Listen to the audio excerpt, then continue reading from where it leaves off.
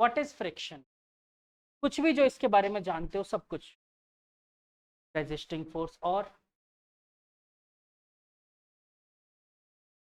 कुछ opposite to the direction of motion.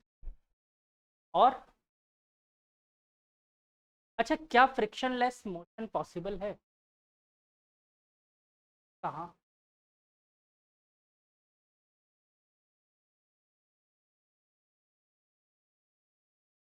Smooth अगर बहुत ज्यादा होगा तो कम फ्रिक्शन। फ्रिक्शन लेस पूछ, जीरो फ्रिक्शन, क्या पॉसिबल है? हाँ, वैक्यूम। और देखो सिंपल सी बात, सबसे पहली चीज समझ, क्या अर्थ का मोशन, अर्थ सन के अबाउट घूम रही है, क्या फ्रिक्शन है? तो फ्रिक्शन लेस मोशन तो पॉसिबल है, पहली चीज ये तो पॉसिबल है। सन घूम रहा है गैलेक्सी, तो फ्रिक्शन। स्पेस में एक स्टोन उठा के फेंक, फ्रिक्शन लेस। तो फ्रिक्शन आएगा कहाँ से? वो फ्रिक्शन लेस है क्यों? देखो फ्रिक्शन कभी भी अराइज होगा ना, वो दो सरफेसेस के बिटवीन अगर कांटेक्ट में रिलेटिव मोशन होगा तो ही फ्रिक्शन। लाइक मैं इस चेयर पे बैठा हूँ, लेकिन अगर मैं इस चेयर पे मूव कर रहा हूँ तो फ्रिक्शन। ये चीज समझ रहे हो? मतलब दो सरफेसेस अगर एक दूसरे के रिलेटिव में मूव करते हैं तो क्या होता है? बोलो बात क्लियर। तो पहले फ्रिक्शन की definition.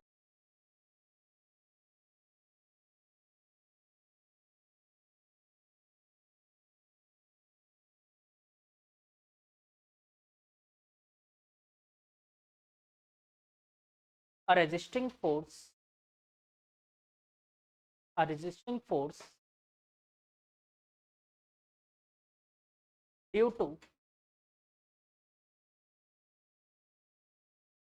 motion in contact, relative motion in contact, due to relative motion in contact between two surfaces is known as friction. चलो, तो फ्रिक्शन की पहले कहानी एक बार समझ लो, फिर तो ये फ्रिक्शन हमेशा के लिए इजी हो जाए। होता क्या है, समझे इसकी कहानी?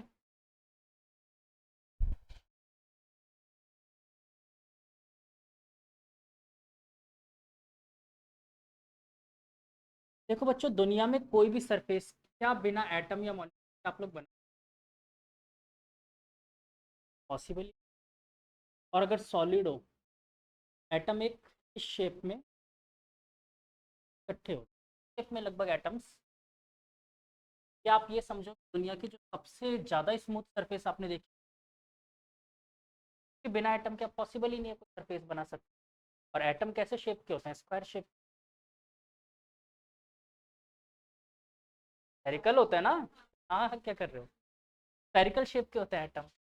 ठीक है। और इसके ऊपर जब कोई दूसरा सरफेस आएगा तो बताओ बच्चों, ऑब्स्टेकल होगा या नहीं होगा? सरफेस में होंगे एटम्स के अंदर भी होगा, अंदर भी होगा। और अगर ये वाला सरफेस आगे जाने की कोशिश, क्या ये ऑब्स्टेकल क्रिएट, किस तरफ ऑब्स्टेकल क्रिएट कर रहा होगा? ये इस तरफ मोशन,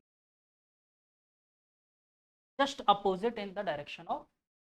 ये बात क्लियर है? अच्छा, ये तो मैंने बोला कि दुनिया के। अच्छा चलो, पहले इसकी कहानी थोड़ा सा समझ लेते हैं, फिर इसके बाद आगे चलो। ये नॉर्मल बात समझ आई, फ्रिक्शन कैसे आया, क्यों आया? मान लिया सारांश के पास एक ठेला है। ठीक है, एक ठेला है इसके पास।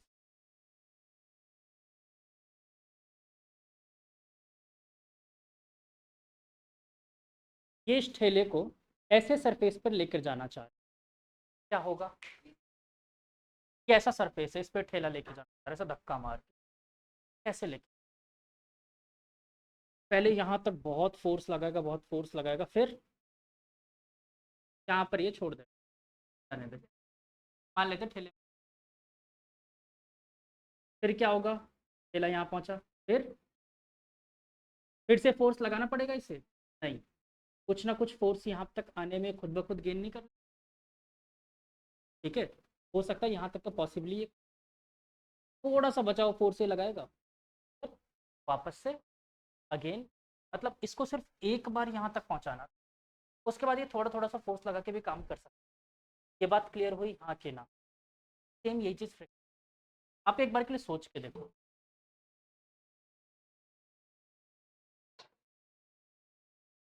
एडमिट यहाँ पर आता है बट पहल ये रहा, एम आई कर ले।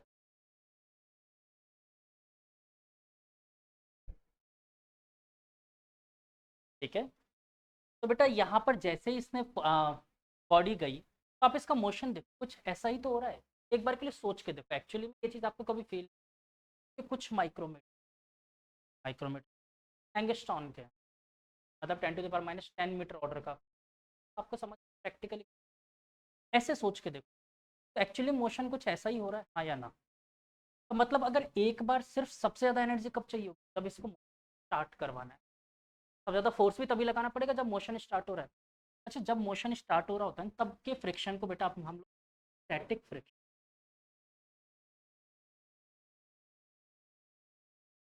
ठीक है, स्टैटिक फ्रिक्शन। और जब बॉडी मोशन में आ जाती है, क्या तब ये फ्रिक्शन लगाना बंद कर देगा? फ्रिक्शन तो तब भी लगाएगा, लेकिन क्या इससे कम लगाएगा? क्योंकि अब बॉडी देखो, एक बार जैसे ही ऊपर अपन ने, मतलब इसने ठेला ऊपर चढ़ा दिया, अब जैसे ही नीचे गई तो कुछ ना कुछ एनर्जी तो इसने कर ली ना, नहीं वाली, थोड़ी सी एनर्जी हमें और देनी। सेम यही कहानी यहाँ पर भी होगी।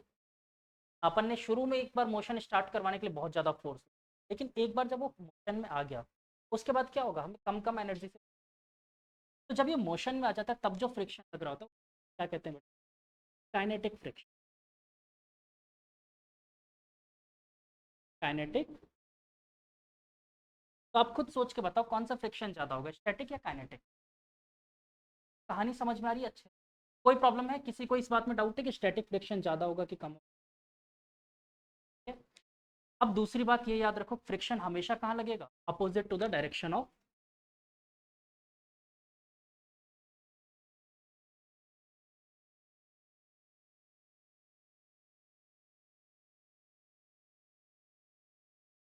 ये बात भी क्लियर हो गई, चलो। मोशन के अपोजिट भी लग रहा है, और स्टैटिक फ्रिक्शन ज़्यादा होगा काइनेटिक। अब एक छोटा सा सवाल, सवाल बहुत आसान सा है कि ये एक बॉडी रखी है, ठीक है, इसके दोनों फ्रिक्शन की वैल्यू देता हूँ, मास है इसका 5 kg, इसके दोनों फ्रिक्शन की वैल्यू मैं फिलहाल के लिए आपको लिख के दे रहा हूँ। स्टैटिक फ्रिक्शन है बेटा इसका F S, that is 20 Newton, और काइनेटिक फ्रिक्शन की वैल्यू है बेटा हमारे पास 18 न्यूटन। तो मेरा क्वेश्चन है आप लोगों से कि कितना फ्रिक्शन फोर्स लग रहा है, बोलो। आप लोग जो बोलोगे मैं वही, कितना फ्रिक्शन फोर्स? ये बॉडी यहाँ पर रखी हुई है, 5 kg मास है, option 50 Newton, 20 Newton, 18 Newton and 0।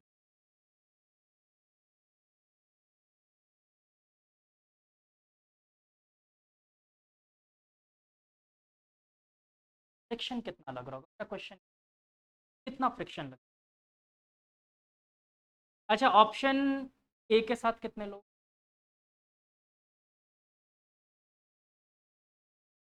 या मुझसे बहस करो या खुद, फिर खुद को। ऑप्शन ए के साथ एक भी नहीं? ऑप्शन बी, ऑप्शन सी, जो कहीं नहीं? अगला क्वेश्चन, ऑप्शन डी, पता था, ऑनलाइन वाले बच गए। अवनी और जिज्ञासा बेटा हम लोग कहाँ हैं, कौन से ऑप्शन पे? सब ऑप्शन डी पे? चलो majority win, option D correct answer. समझो क्यों, समझो क्यों ये कहानी। जब इस पे कोई फोर्स ही नहीं लगा रहा, लगाएगा, ये दिमाग में मत रखना स्टैटिक फ्रिक्शन लग रहा होगा। आप सोच के देखो, ये एक बॉडी रखी हुई है, अगर फ्रिक्शन की वैल्यू हमेशा लग रही होती इस तरफ, तो बॉडी खुद ही मूव कर जाती ड्यू टू फ्रिक्शन। ऐसा तो नहीं है, तो फ्रिक्शन लगता कैसे है ये देखो। अब जैसे इस बॉडी पे मैंने इधर से फोर्स लगाना, अब शुरू, फ्रिक्शन कहाँ लगेगा? अपोजिट, इस डायरेक्शन में लगेगा, इस तरफ से मैं फोर्स लगा रहा हूँ, फ्रिक्शन अपोजिट।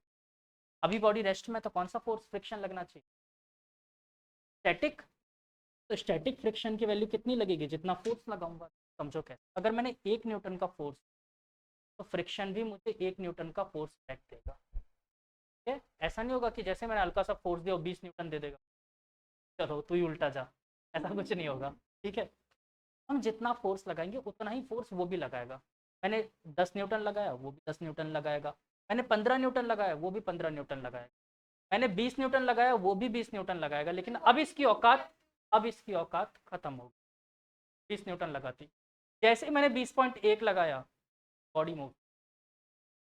ठीक है, आपने कभी ऑब्जर्व किया किसी चीज को अगर आप धक्का मारते हो, तो जब वो बॉडी स्टार्ट होती है सडनली एक झटके के साथ स्टार्ट होती है, सडनली तेज स्टार्ट होती है, फिर आप उसको स्लो डाउन करते हो। हुआ है कभी ऐसा आपके साथ? किसी भारी चीज को पुश किया हो, सडनली वो स्पीडली निकल जाती है आगे, ऐसा कभी हुआ है? नहीं हुआ तो दिखाता हूँ अभी। देखो आपके सामने ये चेयर, अब मैं इनको कैसे देखो,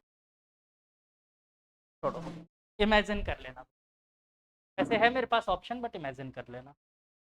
देखो मैं इस पे धीरे धीरे फोर्स लगा रहा हूँ, इस चेयर पे धीरे धीरे फोर्स लगा रहा हूँ।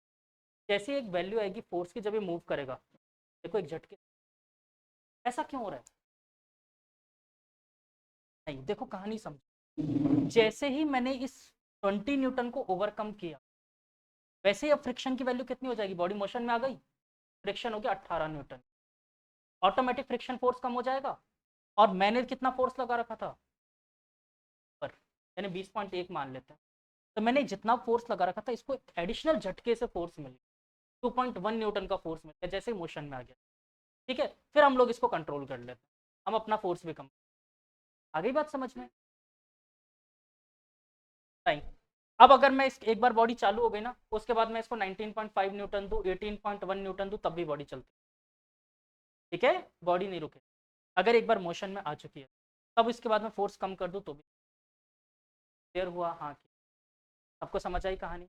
अच्छा, जो maximum value of friction force ये मुझे दे पा रहा था, that is also known as limiting friction, का एक नाम होता है। तो बताओ मुझे, इसमें लिमिटिंग फ्रिक्शन किस कहा गया है?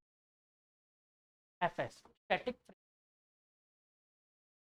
फ्रिक्शन। बोलो बात क्लियर हुई?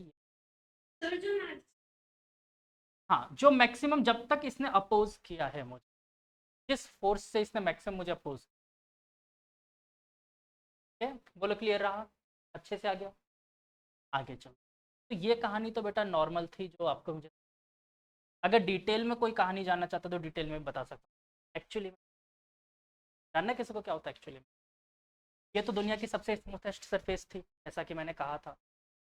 ठीक है, अच्छा जिनको लगता हो कि यहाँ तक समझ में आ गया, ठीक है, तो आगे जानने की जरूरत, वो कान बंद कर, कान आँख सब बंद।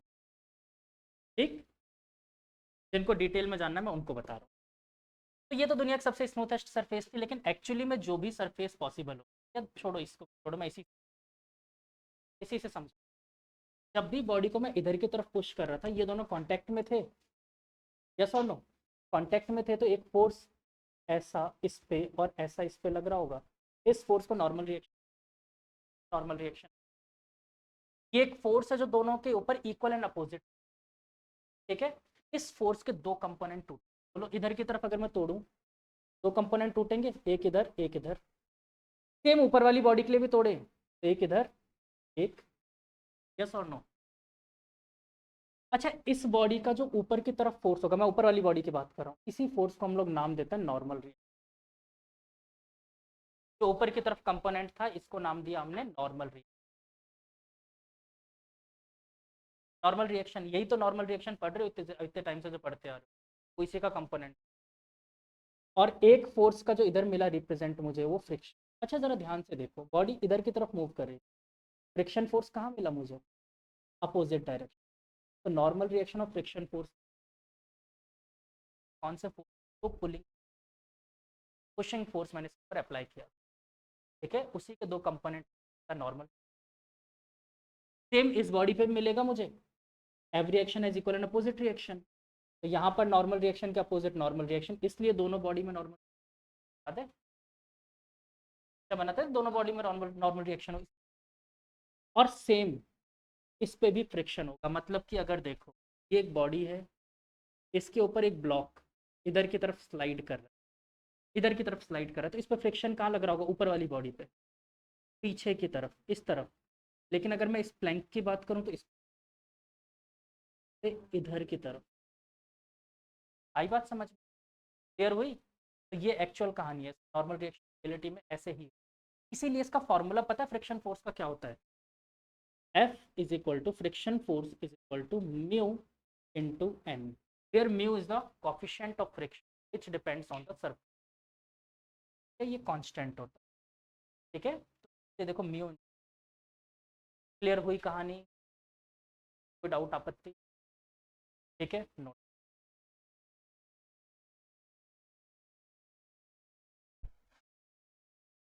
हाँ बेटा,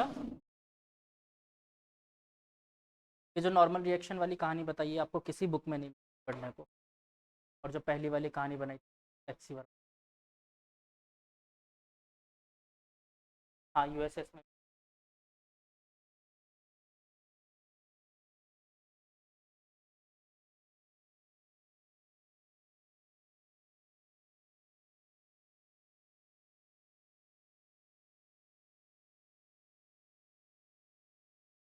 अभी मैं सिर्फ आप लोगों को फोर्सेस से फैमिलियर करवा रहा हूँ, अच्छे वाले क्वेश्चंस मैं बिल्कुल लास्ट में करवाऊंगा, पहले सारे फोर्सेस पहचान। ठीक है? कौन से फोर्स को कैसे लगाते हैं, कब लगाते हैं, कहाँ लगाते हैं।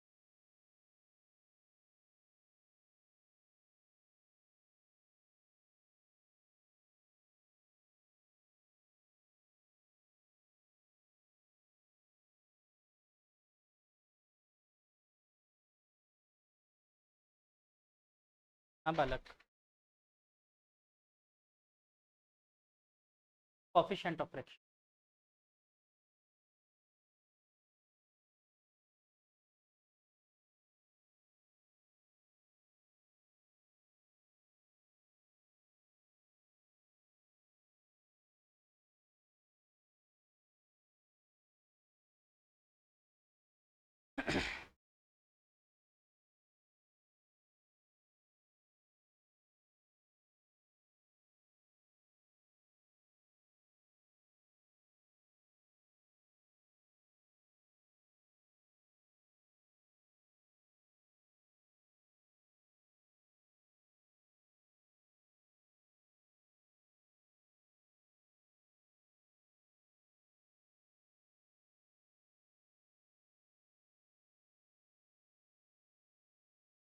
बालक को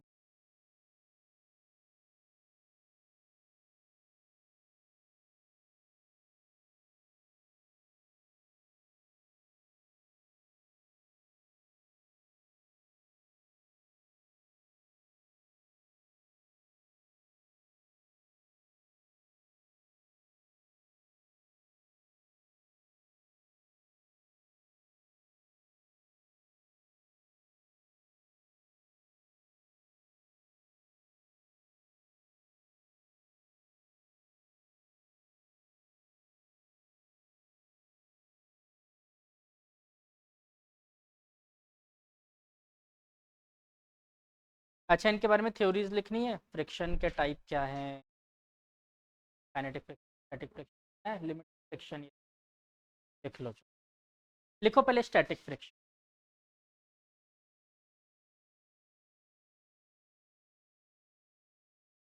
static friction, it is the friction force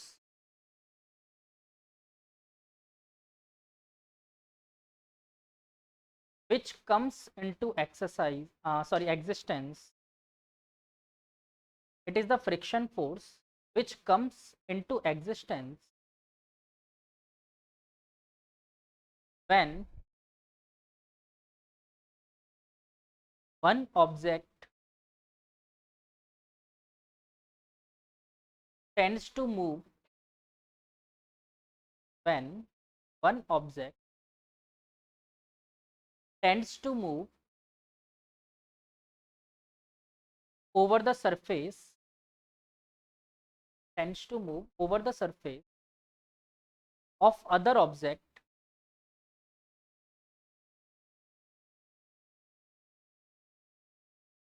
but the actual over the surface of other object,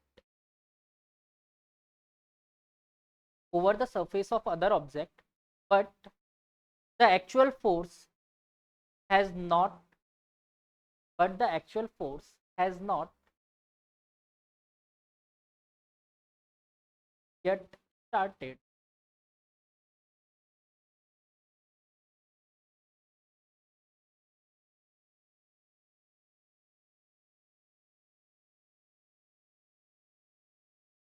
आगे एक और लाइन लिख लो, the maximum friction, sorry, the maximum value of static friction, the maximum value of static friction is called, underline कर लेना इसे, limiting friction. Maximum value जो होगी बेटा स्टैटिक फ्रिक्शन की, क्या होगी? Limiting friction. ठीक है,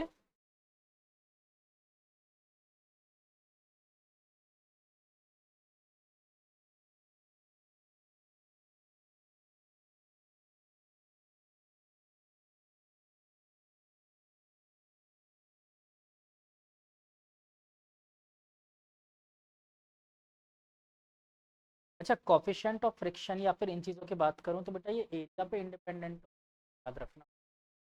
ठीक है, डिपेंडेंट ऑफ एरिया। चलो काइनेटिक फ्रिक्शन भी लिख लो।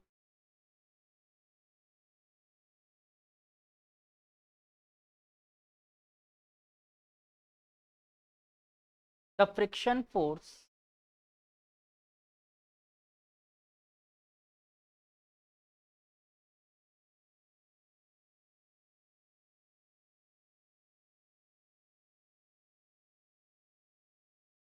The friction force comes into existence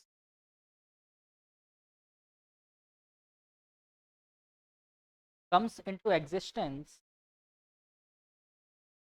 when one object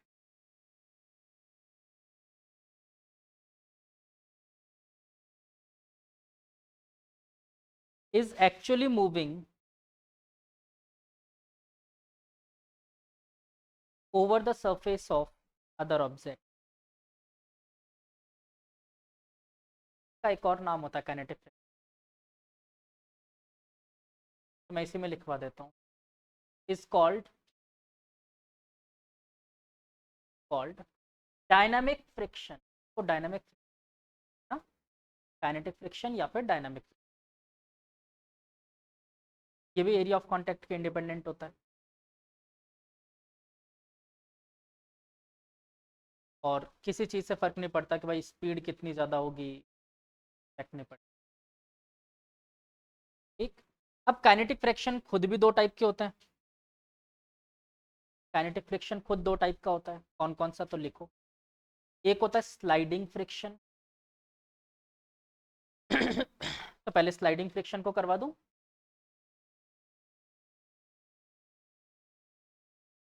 तो ये कब लगेगा? जब बॉडी स्लाइड करेंगे, सिंपल। अगर ऐसे नाम से समझ सको तो वो समझ लो, वरना लिखना।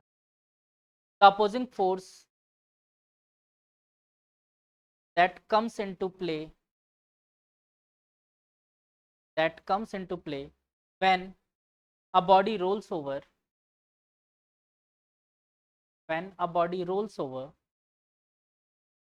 the surface of another body।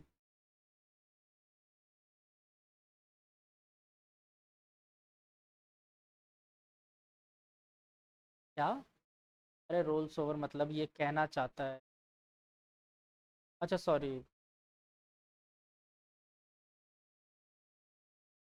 Slide, roles over नहीं आया, गलती से मैं अगले पे, स्लाइड। व्हेन, कहाँ तक लिख लेता, play when one body is actually sliding over the surface. ठीक है, हाँ, मतलब एक बॉडी के ऊपर दूसरी बॉडी स्लाइड कर रही हो तो अपन क्या कहते हैं? Sliding friction. ठीक है, जैसे मैंने यहाँ पर एग्जांपल दिया, ये स्लाइडिंग फ्रिक्शन का एग्जांपल। एक और होता है बेटा रोलिंग फ्रिक्शन। ठीक है, इसकी कहानी बहुत कॉम्प्लेक्स होती है रोलिंग फ्रिक्शन की, इसलिए हम इसको पढ़ेंगे रोटेशन। ठीक है, अभी सिर्फ नाम जान लो, रोलिंग। ये दोनों तरफ लग जाती है, इस तरफ मोशन हो रहा है उधर भी लग जाती है, और अपोजिट। ये कहानी तब आएगी समझ।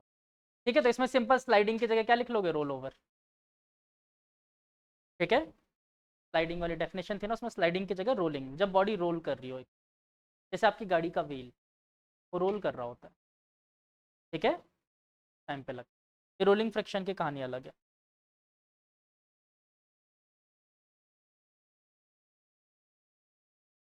चलो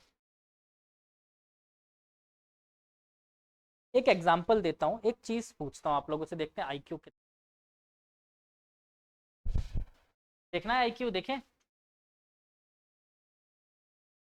तो अपरिचित और अंजलि दोनों गाड़ी चला रहे थे, यार नाम सेम। अपरिचित और सारांश ये दोनों गाड़ी चला रहे थे, ये सारांश की गाड़ी, दोनों की गाड़ी 100, दोनों को सडनली सामने अंजलि दिख। एक बार ये, एक बार इसको देखिए, एक बार दोनों चाहते थे बचा लें, दोनों ने फुल ब्रेक लगा दिए। इसने इतनी जोर से ब्रेक लगाया कि इसकी गाड़ी के टायर ऐसे स्किट करने लगे, तो स्किट वाली कंडीशन, टायर स्लिप।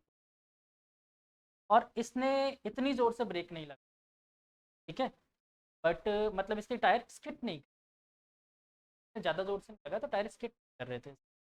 दोनों में से कौन अंजलि को उड़ाने वाला है? ये क्यों नहीं उड़ाएगा? सारांश क्यों उड़ा देगा अंजलि को और ये क्यों नहीं उड़ाएगा, अगर ये आंसर है तो?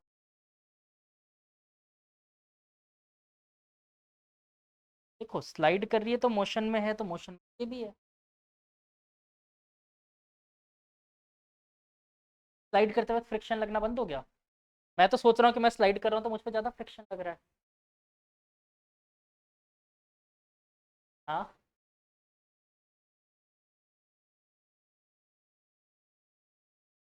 अच्छा अरिचित उड़ा देगा इसको। देखो आप ये समझो, पहले पहली बात ये दिमाग से निकाल दो, डायरेक्शन वगैरह घूमने वाला ऐसा कुछ नहीं है, डायरेक्शन नहीं घुमा, सीधा जा रहा है। बस कहानी में ट्विस्ट इतना सा है कि इसके टायर स्किट कर रहे हैं, इसके टायर स्किट, तभी अरिचित उड़ाएगा। अरिचित के साथ कितने लोगों की उड़ा दो? एक बस, कोई नहीं उड़ाएगा। अच्छा सपोर्ट करो, नहीं होगा साइड, उसके पास ऑप्शन ही नहीं है। वो तो सामने सोच के बैठा है ना, मेरे दोस्त आ रहे हैं, उसको थोड़ी पता है ये तो दुश्मन है। हाँ, अरिचित के साथ कितने लोग हो? एक, दो, चलो अरिचित उड़ाने वाला, अरिचित के साथ तीन लोग हो गए, तीन लोग हो गए, आप भी थे ना? चलो, और सारांश के साथ तो कहीं भी नहीं आ रहे अभी भी। देखो कहानी समझो, सारांश डेफिनेटली, कहानी समझो। जब तक इसकी गाड़ी चल रही थी ना अरिचित की और सारांश के नॉर्मल, तब तक एक्चुअली में सोचो, व्हील और ग्राउंड इसके ऊपर ये गाड़ी रोल कर, इस तरह से समझो, रोल रोल कर रही है, मतलब एक कहानी आप ये भी समझ सकते हो, स्लाइड, सॉरी स्लाइड नहीं कर, स्टैटिक है। व्हील का ये पॉइंट इस पे स्लिप थोड़ी कर रहा है। आप ध्यान से सोचो तो स्टैटिक कंडीशन में था जब तक ये रोल कर रहा था, लेकिन सारांश की गाड़ी स्किट कर गई, तो यानी कि इसका मतलब क्या हुआ कि इसकी गाड़ी इस पे काइनेटिक फ्रिक्शन में। अब सोच के बताओ, काइनेटिक फ्रिक्शन ज़्यादा है स्टैटिक फ्रिक्शन, तो गाड़ी किसकी पहले रुकेगी? गाड़ी डेफिनेटली। आई बात समझ में? इसी से बचने के लिए एक चीज़ आती है गाड़ियों में, एबीएस सिस्टम, नाम सुना है? Anti lock braking system, ABS हर गाड़ी में लिखा हुआ था। कैसे बनाते हैं उसको? बहुत सिंपल सी कहानी है। जैसे गाड़ी का व्हील है, तो गाड़ी में ये पता होगा ब्रेक अंदर से लगते हैं, ये मालूम है, अंदर से लगते हैं, तो बस ये कुछ नहीं होता, इसको टच कर देता है, फ्रिक्शन लगता है अंदर। तो अब इसमें समस्या आई थी कि ज़्यादा तेज ब्रेक लगाओगे तो ये वाली केस हो सकता है। आग लगाया, एक काम करते हैं ना, लोग तो ब्रेक लगाने से बाज नहीं आएंगे, हम लोग ही अपनी तरफ से काम कर लेते हैं। एक बात समझ नहीं आई मुझे, किसी भी गर्ल्स ने हाँ नहीं किया एबीएस के बारे में, आप ब्रेक के बारे में जानते ही नहीं, ऐसा कुछ होता है? सीधा पैर काम करता है? ऐसे हाइपोथेसिस को तोड़ो बेटा। नहीं, ये बड़ा शॉकिंग बात थी, एक भी गर्ल्स ने हाँ नहीं किया। चलो, इसमें क्या होता है बेटा, यहाँ पर अटैच होता है और बीच बीच में इसको तोड़ रखा है, खोल रखा है बीच बीच। अब क्या होता है, ब्रेक यहाँ पर जैसे मान लो आपने टाइटली ब्रेक लगा भी दिया, तो भी क्या होगा, इतनी दूर ब्रेक ही नहीं लगेगा। फिर ब्रेक लगा, फिर ब्रेक नहीं लगेगा, फिर ब्रेक लगा, फिर ब्रेक नहीं, फाइनली क्या होगा, आपकी गाड़ी का बिस्किट ही नहीं करेगी। वो कंटिन्यूस ब्रेक को पकड़ के नहीं रख रहा ना, ब्रेक लगाया छोड़ दिया, लगाया छोड़ दिया, लगाया छोड़ दिया, कंटिन्यूस गाड़ी ब्रेक लगेगा ही नहीं, लगेगा ही नहीं, तो स्टैटिक ब्रेक आएगा ही नहीं कभी। इसको बोलते हैं एंटी लॉक। ठीक है, तो खास कहानी नहीं होती, तो काम के लिए आपसे 5-7 हज़ार रुपये ज़्यादा लेते हैं। एक बार मैं गाड़ी लेने लग गया था, तो मुझे समझाने बैठ गया एबीएस क्या होता है, और उसको पूरा डिटेल में समझा क्या होता है। सर इससे आपकी गाड़ी स्किट नहीं होगी। सर आप सर मैकेनिकल इंजीनियर, फिर वो आगे कुछ कोई फीचर नहीं बता।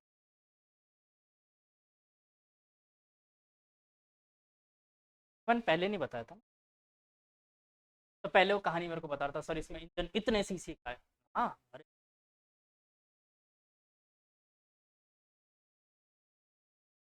चले आगे। चलो एक आध छोटे छोटे क्वेश्चन, ठीक है, आसान आसान। अरे मैं टफ क्वेश्चन देता ही नहीं हूँ, पता नहीं लोगों ने फालतू बोल रखा है, इजी बोल के एडवांस करवा देते हैं। एडवांस बोल के एडवांस करवाया था मैंने, तब रो रहे थे आप। हाँ, कोई रो रहा था, तब कोई रो रहा था।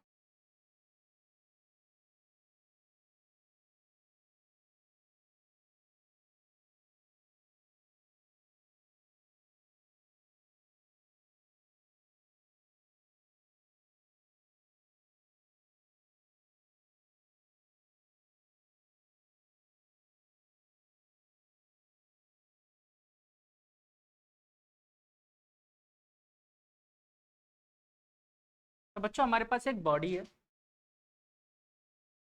ये एक ब्लॉक है जिसका मास बच्चों कितना है, 1 kg।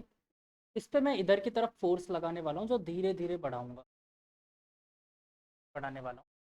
और यहाँ पर मुझे दो म्यू दे रखे हैं, स्टैटिक का भी और काइनेटिक का भी। दोनों के म्यू गिवन है मुझे, और कितना कितना गिवन है, 0.5 एंड 0.4, 0.5 एंड 0.4। बेटा इसकी कोई यूनिट नहीं होती, हाँ, कोफिशिएंट। और जी की वैल्यू 10 दे दी है, अब पूछ क्या रहा है।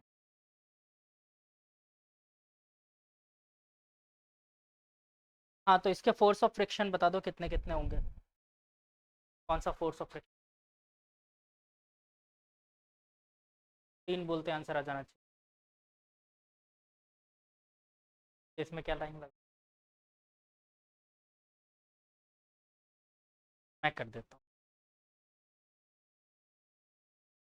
हमें फोर्स ऑफ फ्रिक्शन निकालने थे, दोनों फ्रिक्शन निकाल दो। स्टैटिक फ्रिक्शन कैसे निकालोगे बेटा, F S is equal to, कौन सा लोगे, काइनेटिक वाला लोगे, स्टैटिक के लिए तो स्टैटिक का ही कोफिशिएंट, और किससे मल्टीप्लाई करना है, नॉर्मल रिएक्शन एन। ये बताओ इसका नॉर्मल रिएक्शन कितना, एन, और नीचे कितना है बेटा, 1 g, दैट इज 10, की जगह क्या रख दोगे, 5 × 10, दैट इज 5 नो। और काइनेटिक फ्रिक्शन कितना आएगा बेटा, म्यू के इंटू एन, दैट इज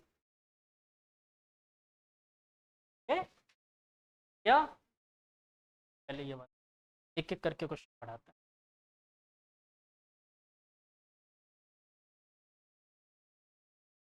क्या बेटा, नॉर्मल रिएक्शन फॉर्मूला नहीं है, वो एन नॉर्मल रिएक्शन है। जब सुनने पढ़ाता हूँ।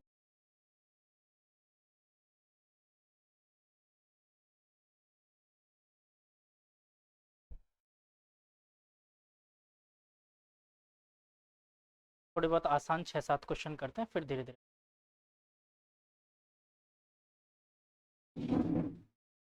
आज तो बिल्कुल आसानी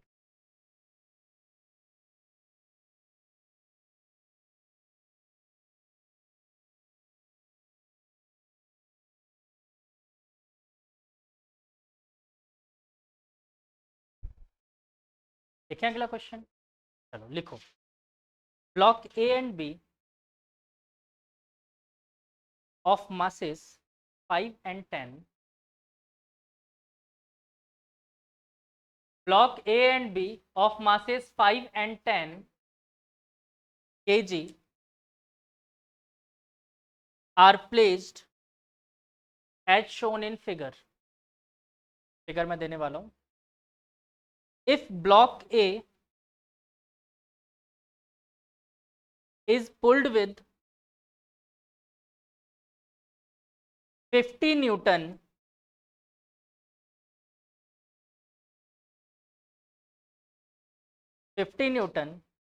find out acceleration of A and B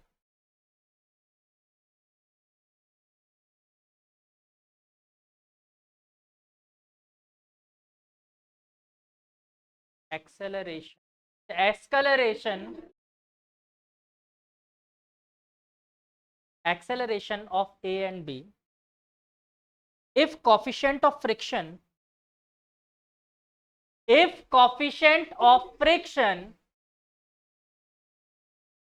between A and B is 0.5 and B and ground is 0.4.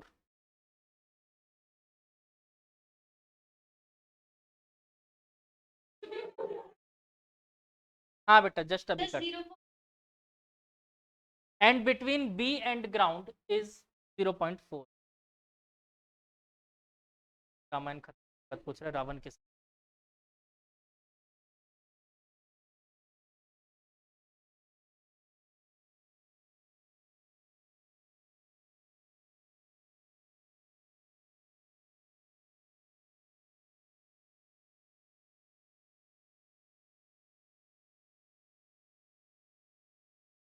पूछ सकते कुछ भी।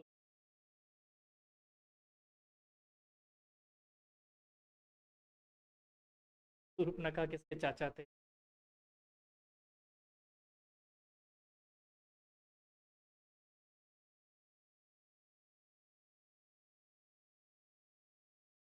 सूर्पनखा पंखा नहीं था, रावण की सिस्टर थी। सॉरी किस जगह, अच्छा आप लोगों से नाक काटी गई जगह पे।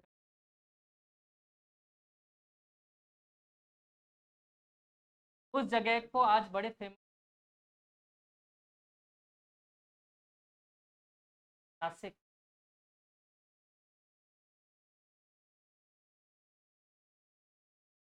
स्टेट है महाराष्ट्र में। महाराष्ट्र में नासिका। नासिक। क्वेश्चन पे आते हैं बाबा, मैं बात ही नहीं कैसी ऐसी मेरा।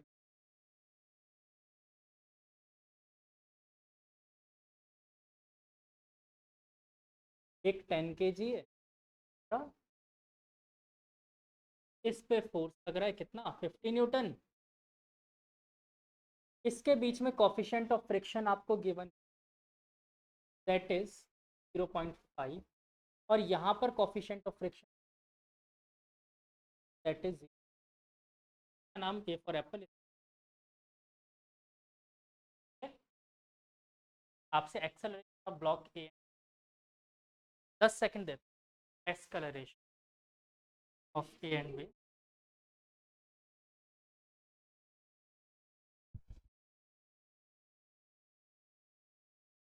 दस सेकंड दे दूं?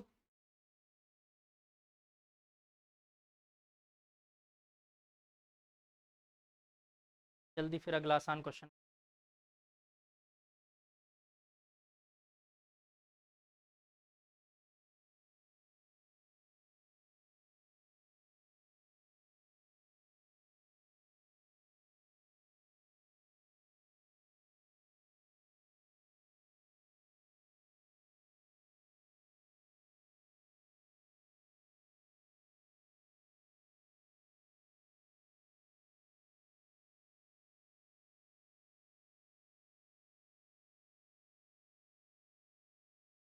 ए का तो निकाल सकते हो, तो बी समझ रहा हूँ कि थोड़ा सा हो।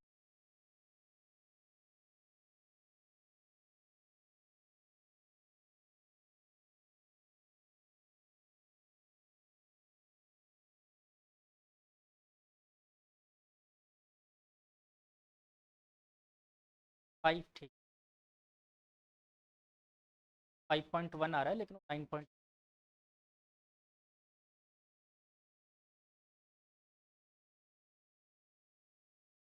ई का बताओ।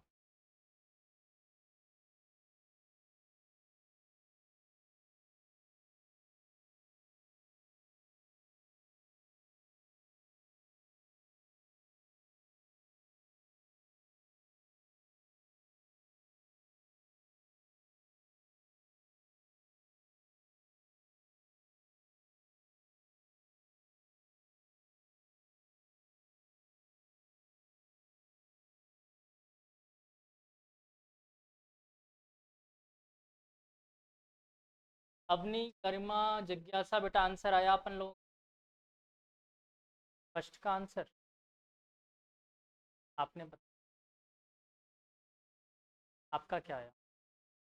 100 मीटर पर सेकंड।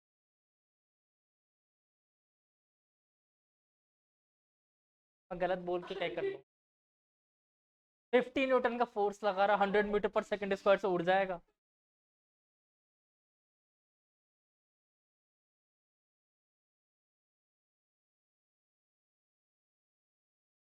याद करो लगने वाला।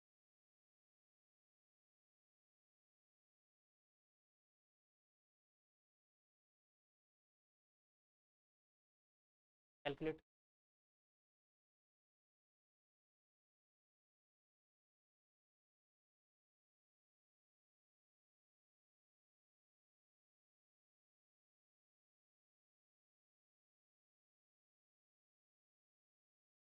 हो गया, आई होप टाइम अप।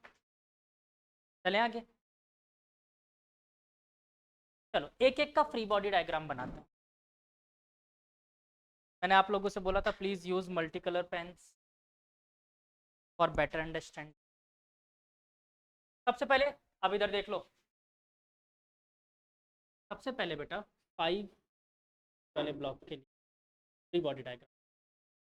एक फोर्स इधर की तरफ लग रहा है 50, कोई प्रॉब्लम नहीं। एक नॉर्मल रिएक्शन लग, एक mg लग रहा है,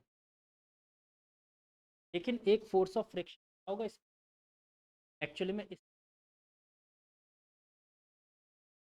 पहली बात तो ये म्यू आपको एस गिवन,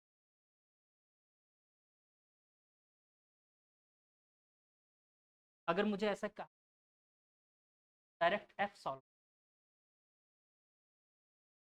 तो देखो सबसे पहले एन की वैल्यू, एन इक्वल, तो एन इज इक्वल टू आ गया मेरे पास, ठीक, कोई प्रॉब्लम नहीं। फ्रिक्शन फोर्स एफ निकालो, कितना आएगा बेटा? Friction force new in, that is 0.5 into, और दैट इज 25 न्यूटन। अब अगर ये बॉडी इस तरफ मूव, ए एक्सेल,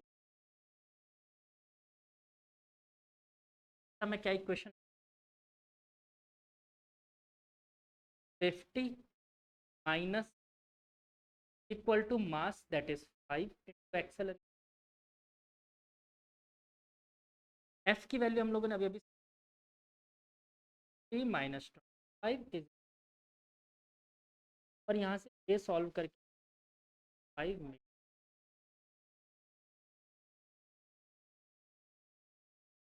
पार्टी समझ, समीशन एफ एक्स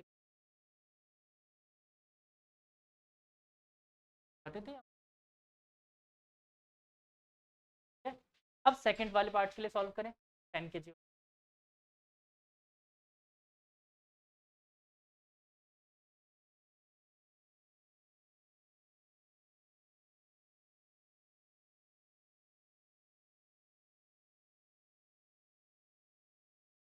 ये लग रहा है इसमें 10 g पर लग रहा है बेटा। एक नॉर्मल रिएक्शन में नाम देता हूँ N1, तो इसको कौन दे रहा है? ग्राउंड दे। प्लस नीचे लग रहा है एक नॉर्मल रिएक्शन, तो इसने इसको दिया 5 kg वाले ब्लॉक ने एक फ्रिक्शन। अगर बॉडी पर वाली बॉडी पे, और इस फ्रिक्शन फोर्स की वैल्यू कितनी है बेटा, जो इस सेम रिएक्शन फोर्स था।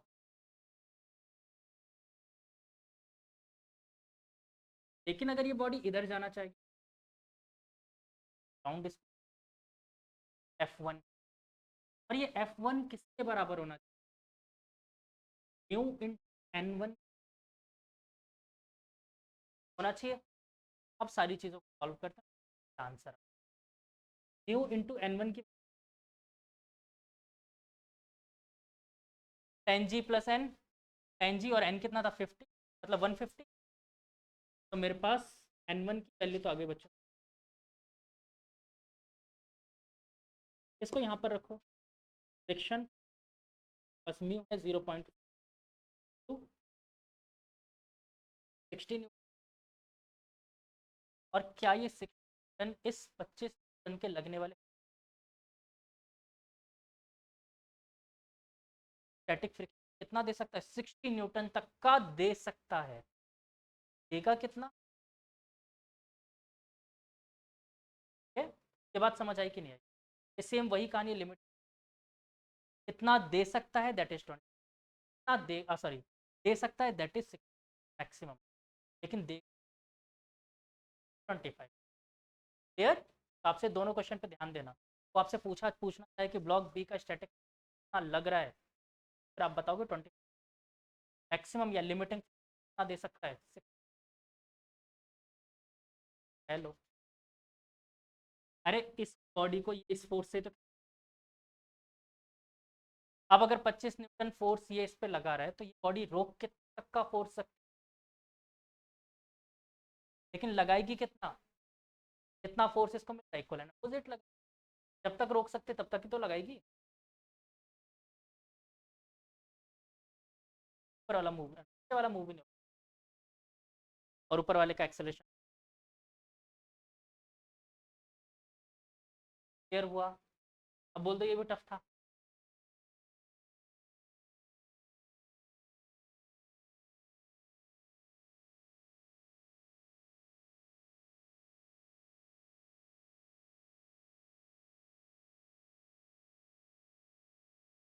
आई होप फ्रिक्शन फोर्स से थोड़ा फैमिलियर हो, कैसे लग रहा है कैसे काम,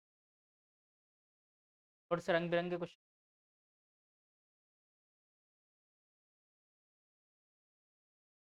टफ नहीं दे।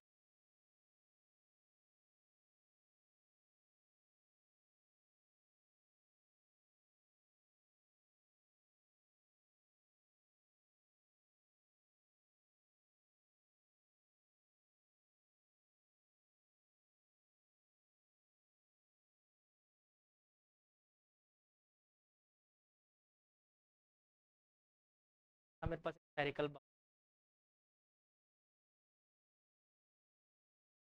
बड़ा वाला ही बेटर है, छोटा वाला ही।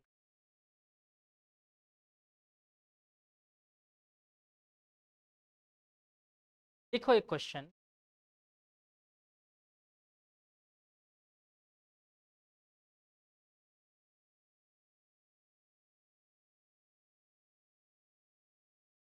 12 Newton force, 12 Newton force required to be applied on A for apple है बड़ा वाला A, on A of mass 4 kg to slip चलना on B of mass 5 kg of mass 5 kg.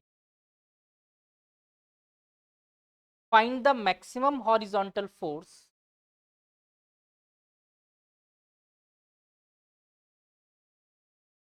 to be applied on B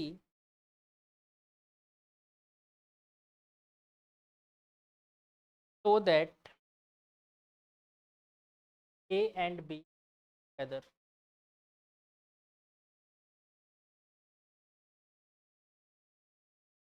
अच्छा, सबसे पहले same system है, नीचे वाले को बी नाम दिया, ऊपर वाले को ए।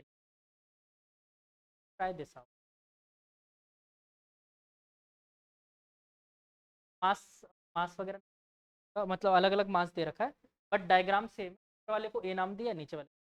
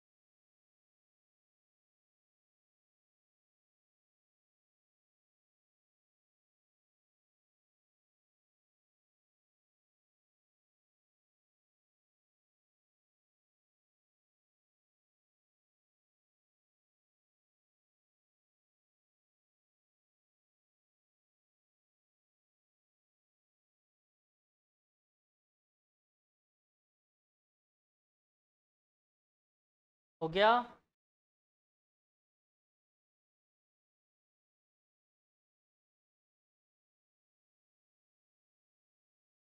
आसान है ना क्वेश्चन, टफ थोड़ी लग रहा है।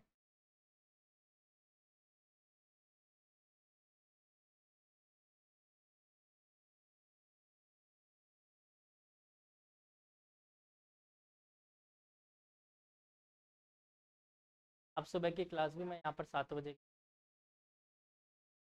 वाले बच्चों को।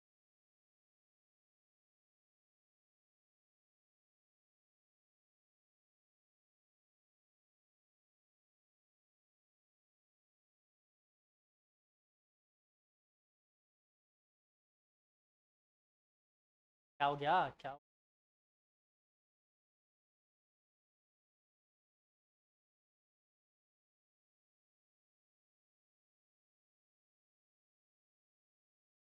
आंसर, आंसर बता देता हूँ चलो।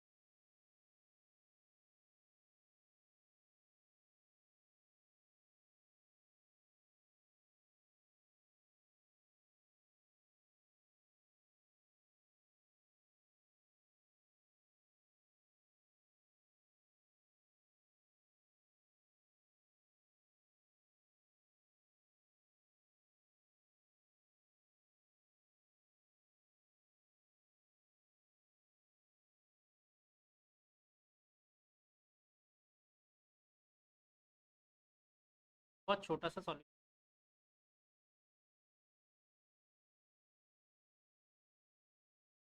चलो देखो, दो ब्लॉक से मेरे पास एक का मास दे रखा है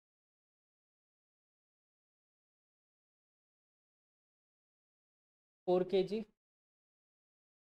अगर वो सिर्फ इस पे फोर्स लगाता है 12 न्यूटन का, तो क्या होता है बेटा?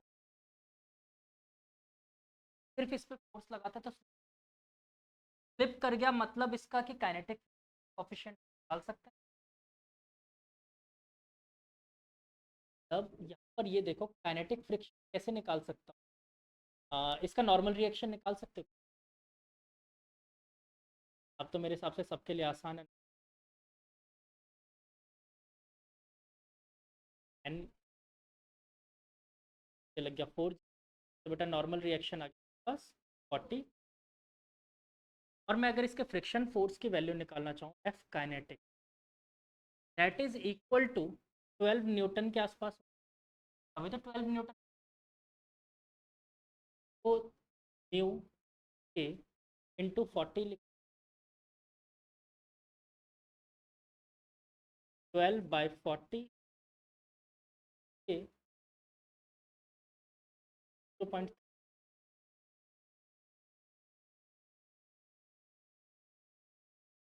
मतलब ये बात तो आपको डेफिनेट पता है कि वैल्यू इससे तो ज़्यादा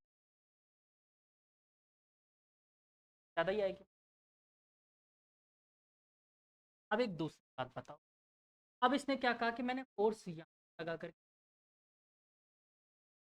इस बार इस पे फोर्स, कोई फोर्स इस पे,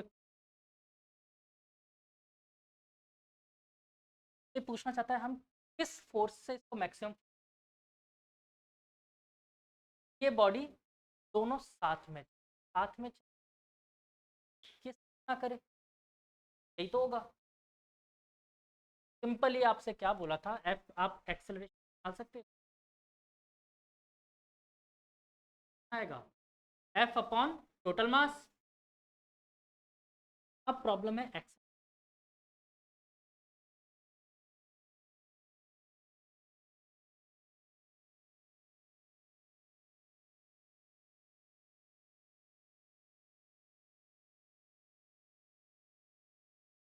रख सकते हैं एक्सेलरेशन एफ मिल,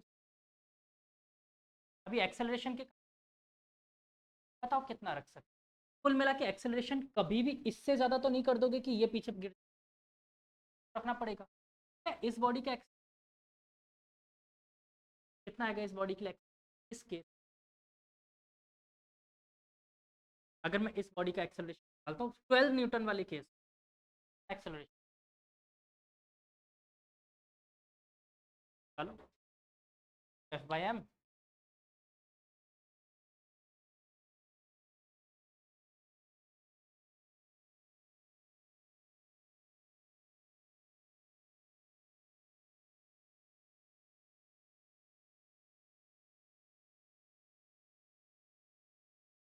आ रहा है कैसे निकला, F/m करके डायरेक्ट निकाल लिया आप लोग F/, तब एक्सेलरेशन मेरा यस और no to F that is 9, F कितना 7 न्यूटन, इससे ज़्यादा जैसे आपने कर ये बॉडी स्लिप।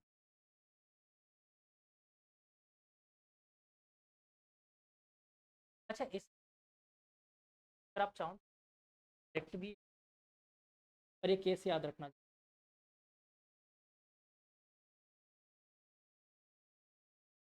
अगर एक्सेलरेशन डायरेक्ट लिख शॉर्टकट बता, चाहो तो लिख एन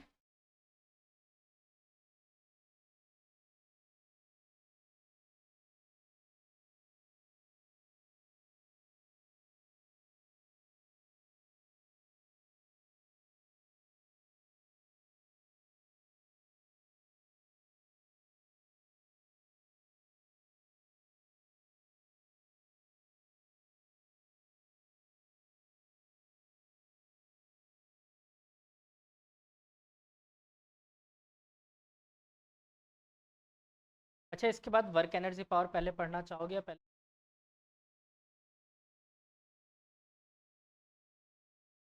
अगर इस आप लोगों के अगर जल्दबाजी है,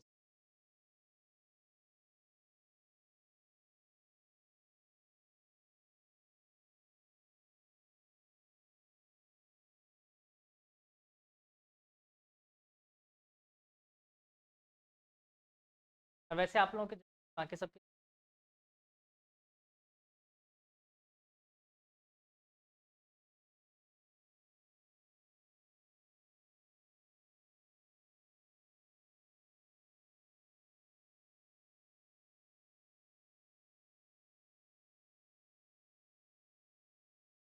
खुद।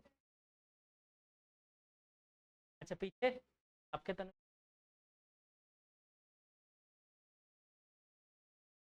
आप इसी, कौन है टीचर?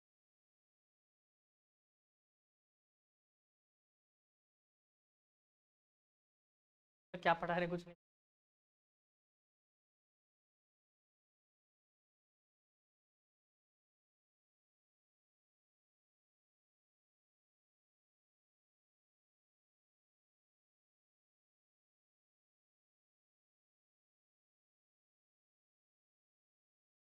टीचर्स, देखो सबसे पहली बात आप लोगों को कभी कोई टीचर गलत हो ना, बात मत करो, का वे थोड़ा सा गलत, जब बोलते हो ना आपने गलत पढ़ा दिया, ये वे गलत हो जाता है। टीचर क्या, वो इंसान नहीं हो सकता। हाँ हम ये जरूर मान सकते हैं कि अगर वो टीचर आपके रेस्पेक्ट में, बट गलती उससे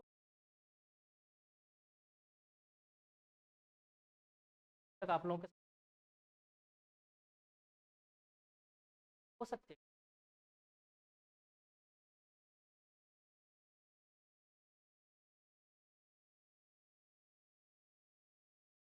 तो इस चीज़ को इस तरीके से मत रखो। हाँ गलती हो, अगर आपको समझ,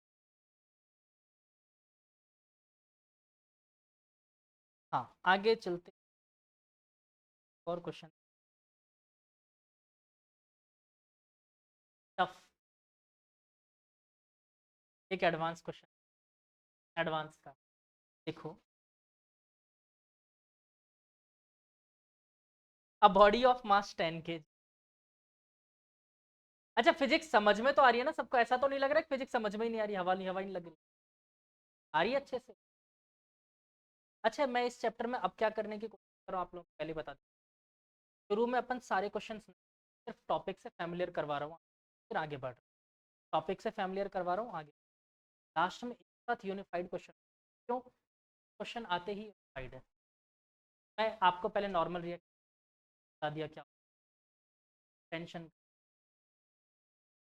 ऐसे अब आगे चलूंगा मैं सूडो बताऊंगा, पुलिस क्या होता है ये बता, तब सारी चीज़ें आपको लगेगा ना कि अब होगी, अपना काम चल, फिर अपन उन चीज़ों को एक साथ लेकर क्वेश्चन, ठीक है, तब आपको समझ में आएगा। शुरू में ये मत सोचना कि सर ने क्वेश्चन आसान आसान क्यों कर, ये दिमाग में मत रख, क्वेश्चन तो बताइए फिर मैं कैसे करूँ, लेकिन शुरू में नहीं, ऐसा नहीं कि मैं आप लोगों को पहले दबाव डाल दूँ, ऐसा नहीं कर, चले आगे। A body of mass 10 kg is kept on horizontal floor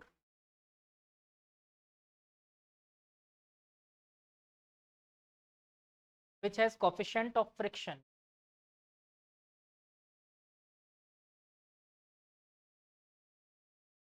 0.5 and 0.4। अब आपको सोचना है कौन सा फ्रिक्शन, ठीक है, 0.5 and 0.45। Find the acceleration when force is applied। एक बार बेटा 40 न्यूटन लगाया, एक बार 60, फर्स्ट और second, force is applied 40 Newton and, दो बार आपको सॉल्व कर, एक जी इक्वल टू 10, 10 सेकंड दिए।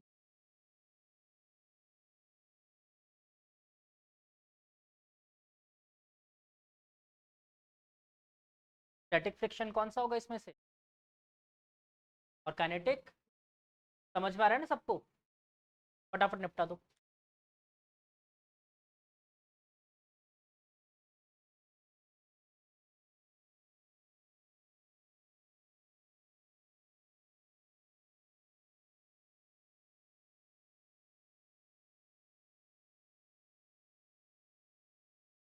गवर्नमेंट 2 घंटे,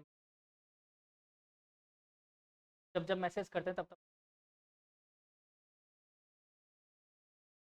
और जब आती है तभी मैसेज करना भूल जाते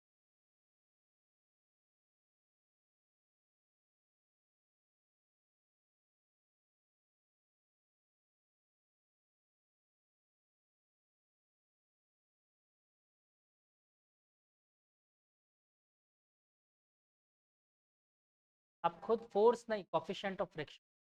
ये बताओ ज़्यादा स्टैटिक होता है काइनेटिक होता है?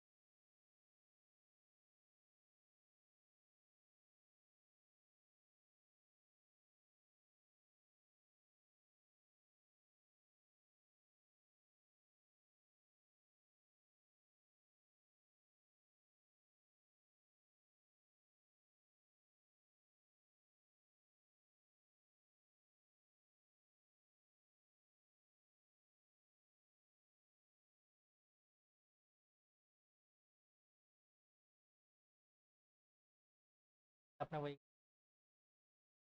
सबसे पहले स्टैटिक कम है या लगने वाली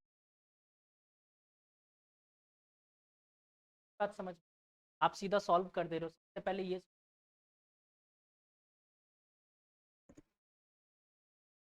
गलती कर रहे हो आप। ऑप्शन में मिलेगा माइनस, क्या मिलेगा?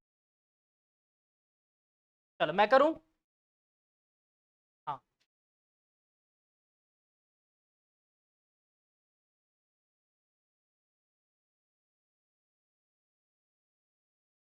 फर्स्ट केस की बात करें 40 में, 60 में, 60 में आंसर इनका नहीं है।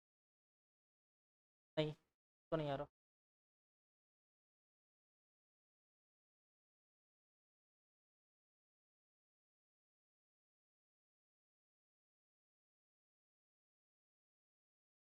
स्टैटिक फोर्स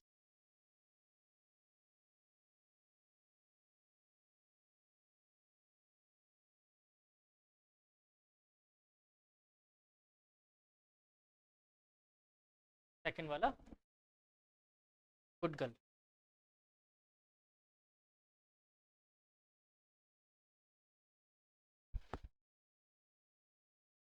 अच्छा, अभी तक आप लोगों को अटपटे क्वेश्चन भी नहीं होंगे, तो बुक वगैरह कर रहे हो? बुक कर रहे हो ना? अरे पुलिस अभी तक नहीं दिखा, अब दिखा। आज मल्टीपल पुलिस लगवाए।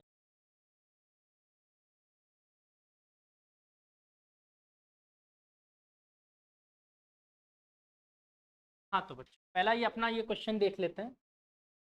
ये एक बॉडी रखी थी, इस बॉडी का हमको मास दे रखा था कितना बच्चों, 10 kg। ये तो मैं बहुत आसान क्वेश्चन इधर लगा रहे थे, फोर्स। फर्स्ट केस में फोर्स इज इक्वल टू मुझे गिव था 40 न्यूटन, और मुझे खास तौर पे इसमें स्टैटिक फ्रिक्शन वैल्यू कितना, 0.5 कोफिशिएंट, और mu kinetic.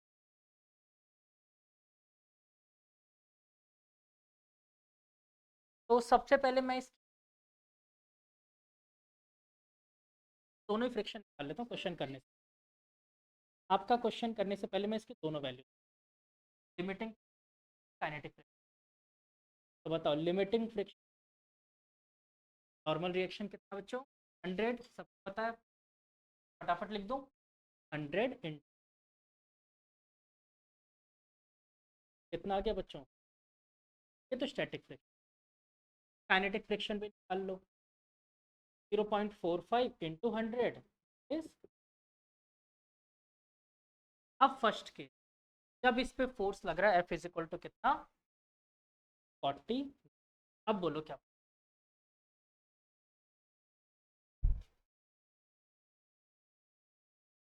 F upon M अगर कि आपको देखना होता है net external, net external by mass 40। कहानी ऐसा मत कर, ठीक है आगे चल। मैं आपको उससे भी आंसर निकाल के दिखाऊँ, उससे भी आंसर आएगा लेकिन उसका गलत। तो बेटा इस तरफ फोर्स लग रहा है 50 न्यूटन, सॉरी 40 न्यूटन। फ्रिक्शन कितना लगेगा पीछे, जितना फ्रिक्शन फोर्स लगा रहा है उतना ही देगा। हाँ इसकी औकात कहाँ तक है 50, इसके आगे ले गए वापस उल्टा कम हो जाए, ठीक है। अपन 50 तक जब तक ले जाएंगे तब तक तो अपोज करता रहेगा। तो मतलब कि यहाँ पर बॉडी हमारी क्या कितना फ्रिक्शन फोर्स देने वाली है बेटा अपोजिट में, वो भी 40 न्यूटन ही देगी। अपोजिट लगाएगी, ज़्यादा लगा देगी तो बॉडी इधर मूव नहीं,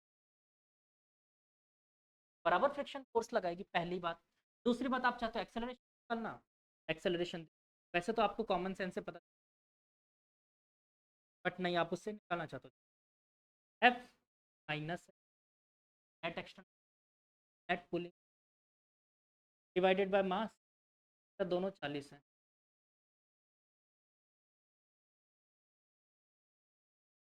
सेकंड केस में मुझसे क्या पूछा, सेकंड केस में मुझे पूछा था अगर एफ इक्वल, अब F is equal to 60 newton, जैसे फोर्स हम लोग लगा देंगे कितना फ्रिक्शन लगाएगा फोर्स, पहले तो 50 तक लगाएगा, लेकिन जैसे ही 50 को ओवरकम कर गया अब ये कम होकर 45 पे आ जाएगा, बॉडी मूविंग हो गई। तो इस तरफ लग रहा है बेटा, अब एक्सेलरेशन का डायरेक्ट फॉर्मूला, इस तरफ लग रहा है एफ, पीछे लग रहा है स्मॉल, डिवाइडेड बाय यही होगा एक्सेलरेशन। देखो इस तरफ कितना फोर्स लग रहा है, अपोजिट में कितना फोर्स लग रहा है, मूविंग बॉडी है, बताओ ये या ये, 45 काइनेटिक 5 डिवाइडेड बाय मास कितना 1 पॉइंट, तो कैसे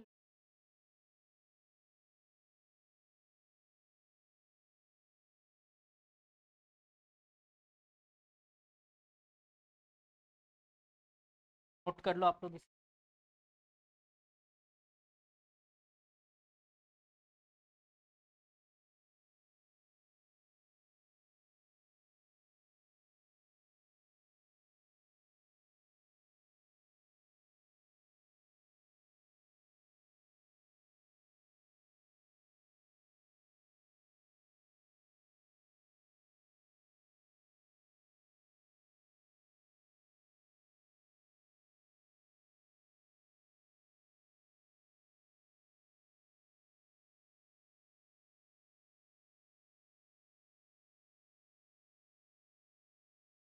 टफ लग रहा है क्वेश्चन, लग रहा, अच्छा मैं क्वेश्चन टफ बना दूँ।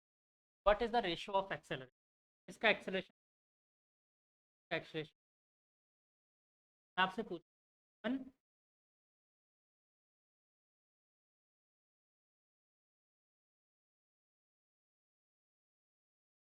एक बार के लिए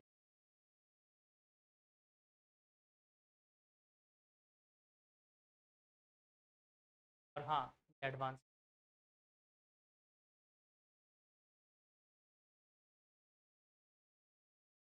अगर हो गया तो तुम लोगों ने क्या, और नहीं बताया तो फिर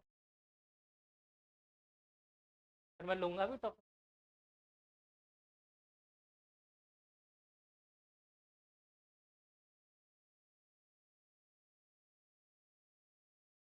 कान उसको।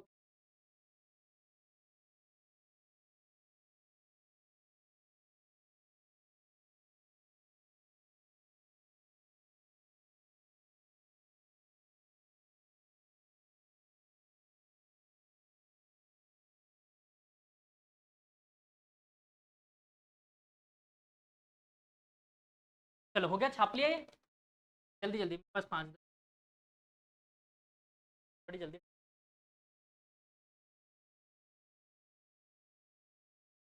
फिजिक्स का टाइम जल्दी निकल जाता है।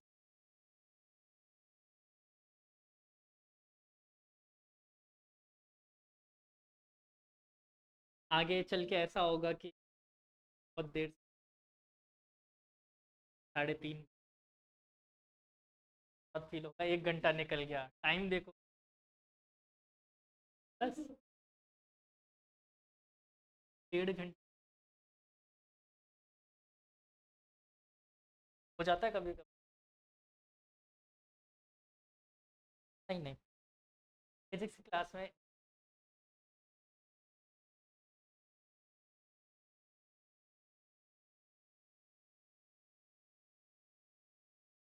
शुरू शुरू में अगर सच बताऊं तो, बट वो गलती मेरी, अब मैं मानता हूँ वो गलती मेरी। हाँ तो एसएसटी में, और सब ज़्यादा बुरा मेरे साथ।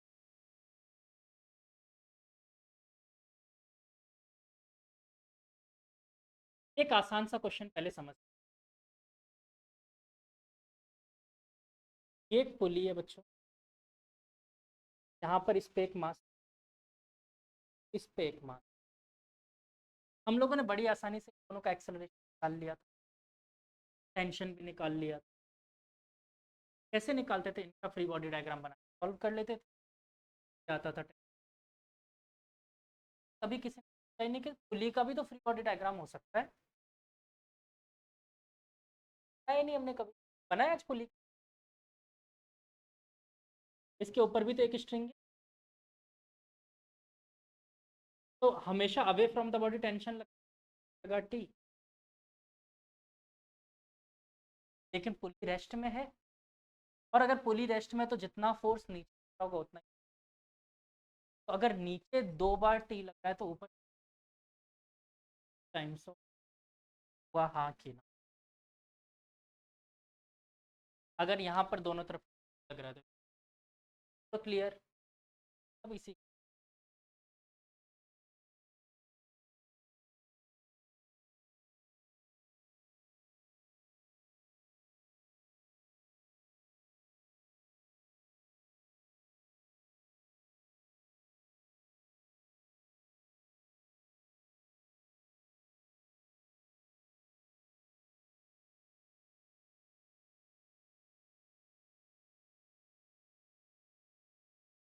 अब मैं आपसे पूछ लूँ ताकि मुझे इन दोनों ब्लॉक्स के,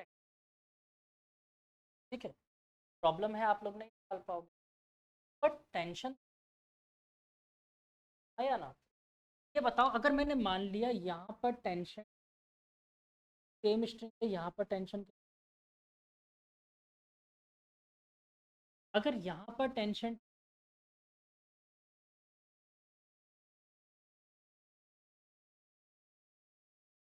इसमें अब इसमें टूटी तो इस वाले पूरे, अब ये बताओ इस ब्लॉक पर कितना टेंशन लगा, 2t plus T, that is 3t, ये लग रहा है 1, और 2 पे कितना लग रहा है बेटा, अगर मैं टेंशन का रेशो, ये किसका रेशो है, टेंशन। अब अगर मैं आपसे पूछूं एक्सेलरेशन प्रॉब्लम, एक्सेलरेशन,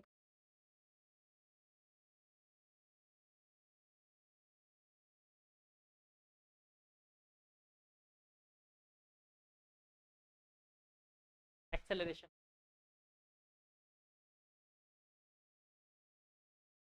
एस्केलेशन का रेशो आ जाएगा बेटा। अच्छा इस क्वेश्चन को अब आप लोग करके बता सकते हो, बताओ कितना है।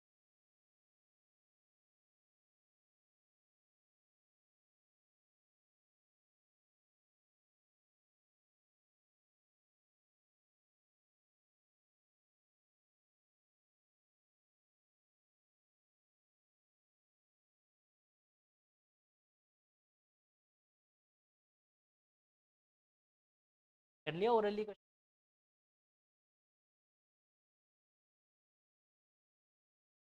अच्छा ये जो क्वेश्चन मैंने करवाया, इस क्वेश्चन बहुत करना, और इस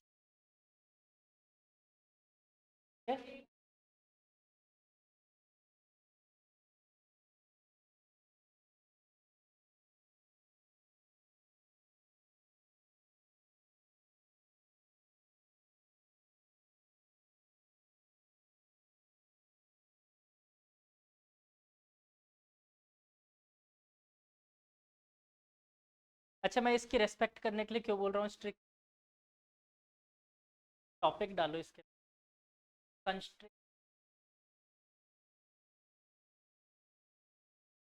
कंस्टेंट।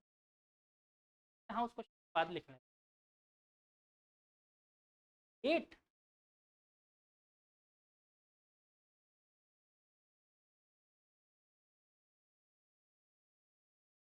देखो पहले इस पे लगने वाले टोटल वो देखो कितने आ रहे हैं। अब तो मैं सॉल्व करके मानूंगा। यहाँ पर टेंशन टी, यहाँ पर 2t, यहाँ पर 4t और यहाँ पर 8। सबको जोड़ना आता है बेटा। 8 + 4 + 2 + 1 15। टेंशन का रेशो क्या आ गया? 15:1। तो बेटा एक्सेलरेशन का रेशो क्या?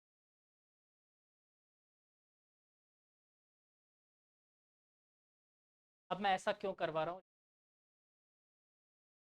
ये क्वेश्चन अगर मैं आपको करने बैठ